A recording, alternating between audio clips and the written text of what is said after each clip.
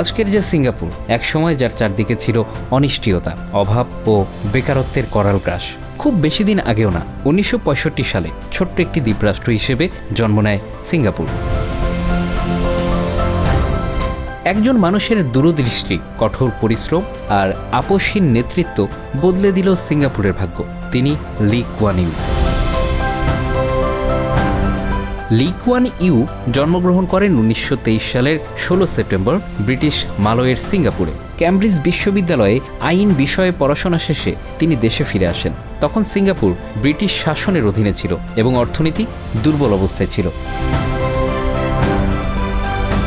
লি কুয়ান উপলব্ধি করেছিলেন যে এই ছোট্ট দেশটিকে বিশ্ব দরবারে তুলে ধরতে হলে একটি শক্তিশালী নেতৃত্ব প্রয়োজন। পিপলস অ্যাকশন পার্টি PAP গঠন করে তিনি সিঙ্গাপুরের প্রথম প্রধানমন্ত্রী নির্বাচিত হন।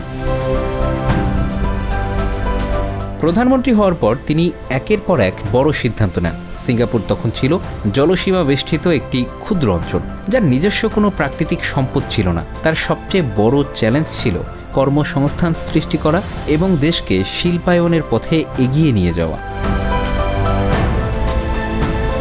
লি কুয়ান ইউ শিল্পায়নের দিকে মনোনিবেশ করেন।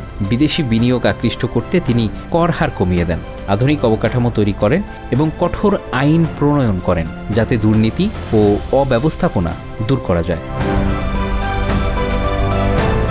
তিনি শিক্ষা খাতে ব্যাপক সংস্কার করেন, ইংরেজিকে সরকারি ভাষা হিসেবে প্রতিষ্ঠিত করেন যাতে সিঙ্গাপুরের নাগরিকরা আন্তর্জাতিকভাবে প্রতিযোগিতামূলক হয়ে উঠতে পারে।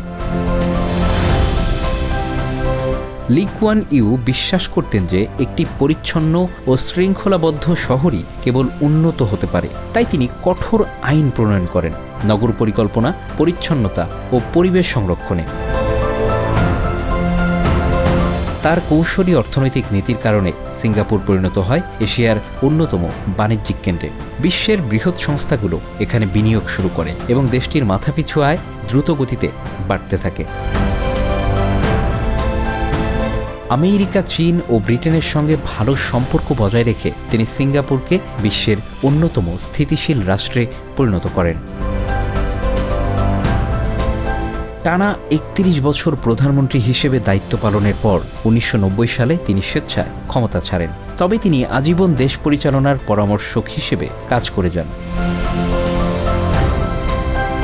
2015 সালে 91 বছর বয়সে তিনি মারা যান, কিন্তু তার রেখে যাওয়া দর্শন, নেতৃত্ব ও উন্নয়নের দৃষ্টান্ত আজও সিঙ্গাপুরের প্রতিটি কোণে বিদ্যমান।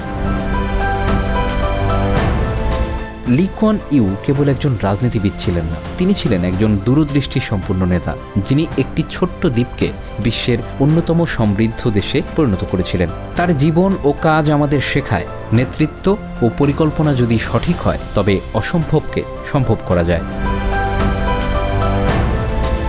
Bangla affairs news desk.